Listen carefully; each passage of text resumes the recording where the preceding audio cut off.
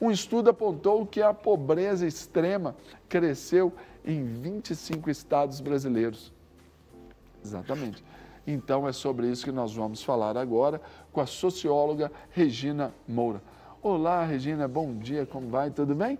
Seja muito bem-vinda ao nosso De Tudo Um Pouco, para a gente tratar aí desse assunto chato, né? Sobre essa questão da pobreza extrema que aumenta em 25 dos 27 estados brasileiros. Então, aí, ó, falar nesse microfone, por gentileza. Regina, tudo bem? Tudo ótimo, graças a Deus. Tudo a gente pergunta tudo bem, mas para falar de um assunto que não está nada bem, não é? Mas que é necessário, né? Claro. É importante falar, para que fique bem. Como eu disse, quando a gente vê no espelho ali, olha, deu uma espinha aqui, aí as mulheres vão lá, passam a base, olha, preciso de fazer a barba, dá para consertar. É esse espelho que a gente traz agora para o nosso país, observando esses dados tão duros aí, não é? A PNAD, né, ela traz elementos importantes até para que a gente tenha uma construção de novas políticas que possam enfrentar, então, a questão da pobreza e da extrema pobreza. Eu acho que o primeiro dado que a gente tem que esclarecer é o que é pobreza e o que é extrema pobreza. Extrema pobreza é quando o indivíduo ele recebe 70 até 85 reais. Você imagine uma pessoa vivendo, né, com 70 reais. E a pobreza, 170. Não é muito diferente, né? E a questão da acumulação de renda no país, né? Você tem hoje dados de 2016. Você tem os 10% mais ricos do país acumulando 43% da renda. E os 10% mais pobres, 0,8% dessa riqueza. Então, é um extremo mesmo, né? A gente tem um abismo social muito gigante no Brasil. E aí, então, para ilustrar o nosso telespectador, nós temos algumas telas aí que vão nos falar sobre essa pobreza extrema. Então, coloca na tela. Tive até que espirrar aqui, me perdoe. A condição de extrema pobreza atinge as pessoas com renda familiar per capita de até 85 por mês, segundo a medição do governo. Foi exatamente isso que você disse agora, não é?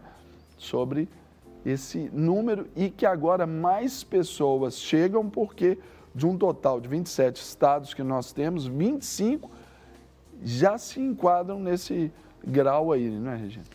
É alarmante, mas a gente consegue ver um contexto mais amplo quando a gente percebe os últimos 22 anos dentro do país. Porque eu acho que qualquer alteração ela não é medida com menos de 10 anos, né? Todas as pesquisas elas conseguem apontar alguma alteração quando a gente tem aí uma medição de 10 anos. Então, em 22 anos no Brasil, a gente teve 2 picos de mudança dessa situação.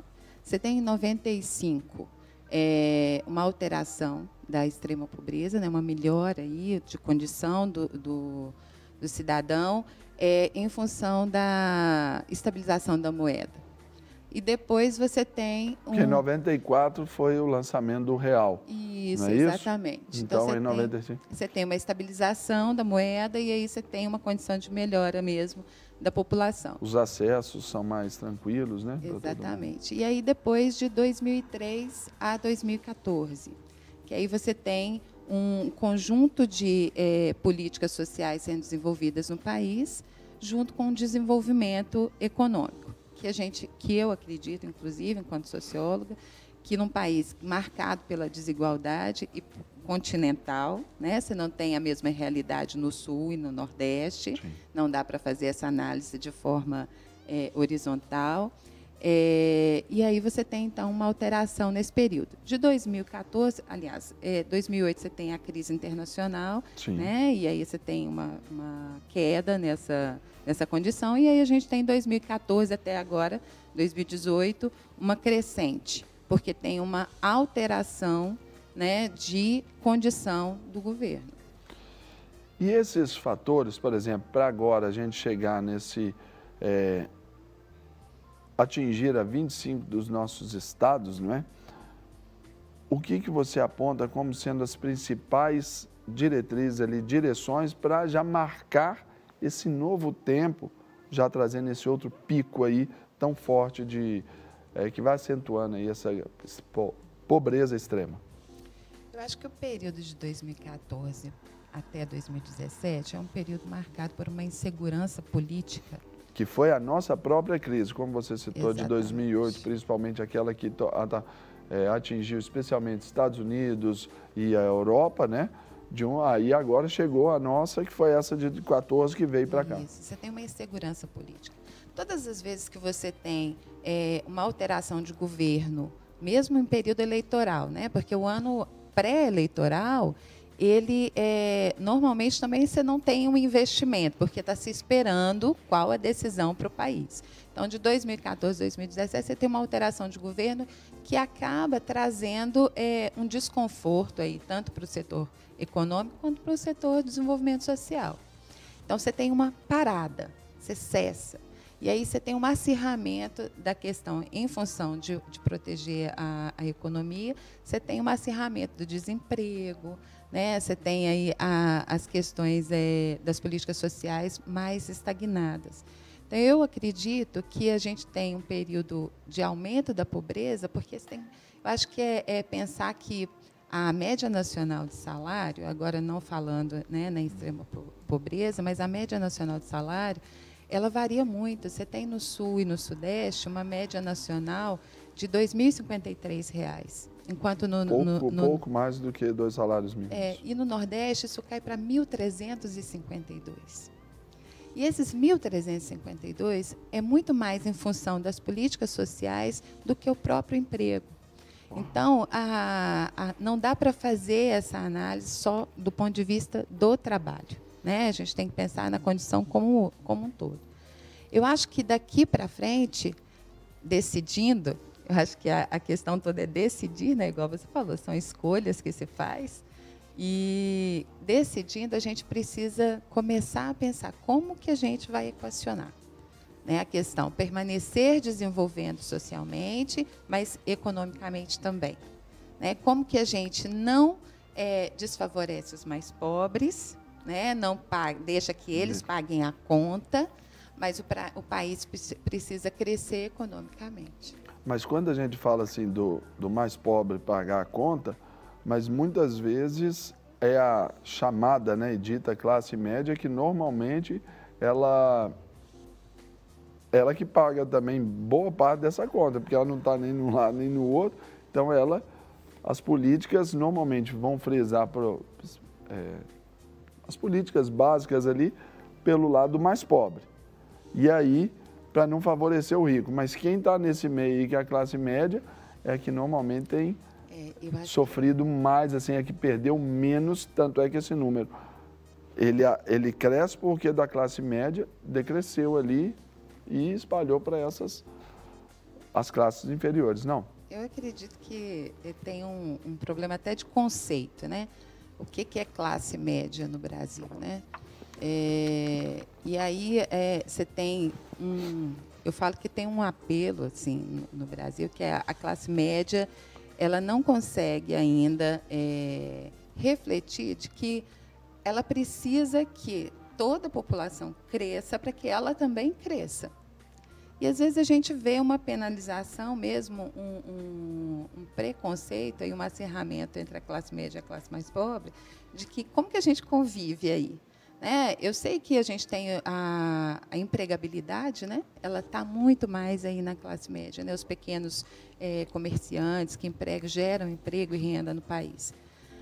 Mas, quando eu falo dos mais pobres, é porque a conta, quando você vai no supermercado, né, com um salário mínimo, aperta mais para eles. Você aperta muito mais. Então, a questão de sentir esse impacto da pobreza, ela é sentida mesmo na classe mais pobre.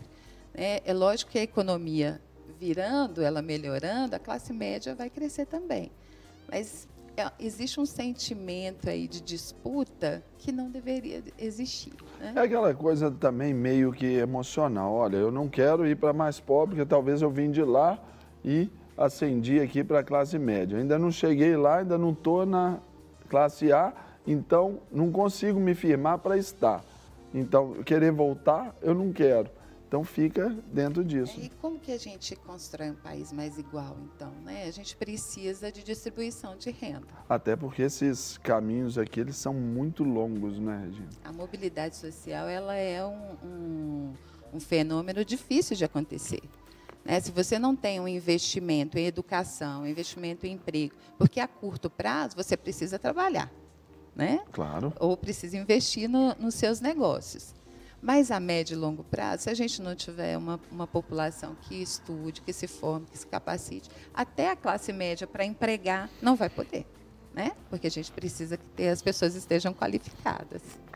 E nós vamos ver aí numa próxima ilustração para vocês que na média nacional a miséria subiu 4,8% para 4,8% da população em 2017 contra 3,2% em 2014. E aí a próxima tela, por gentileza, nesses 4 anos ela só não aumentou em 2 dos 27 estados brasileiros, Tocantins e Paraíba. E ainda para a gente continuar esse dado aí, para nossa socióloga aqui convidada, Regina Moura, nos falar, Bahia, Sergipe, Piauí foram os estados da região Nordeste com maior crescimento da pobreza extrema. Vamos parar aqui um pouquinho? Regina, o que contribuiu, assim, em linhas gerais, para que desses 2 anos Tocantins e Paraíba não entrassem nessa média tão alta? Ao contrário de Bahia, Sergipe e Piauí, foram os estados da região Nordeste com maior crescimento da pobreza extrema. Voltando à questão da PNAD, você tem uma média regional muito diferenciada. Então, o Centro-Oeste, a média de ganho no Centro-Oeste, ela ainda é maior do que no Nordeste, tá? A distribuição. E aí, que alcança o Tocantins, mas a Paraíba já está bem ali no centro do Nordeste. Está no Nordeste. Assim. Né? Então, você tem aí uma diferença. Eu acho que nesses 3 anos, de 2014 a 2017, a gente tem uma queda de empregos. Né? Você tem um desemprego muito grande. Né? As pessoas perderam mesmo o emprego, perderam a capacidade de consumo, e isso gera pobreza. A diferença entre as regiões, ela vai muito pela... A gente tem que pensar que assim, a gente vive num país federativo. Né? Então, você tem políticas que são nacionais e políticas que são estaduais.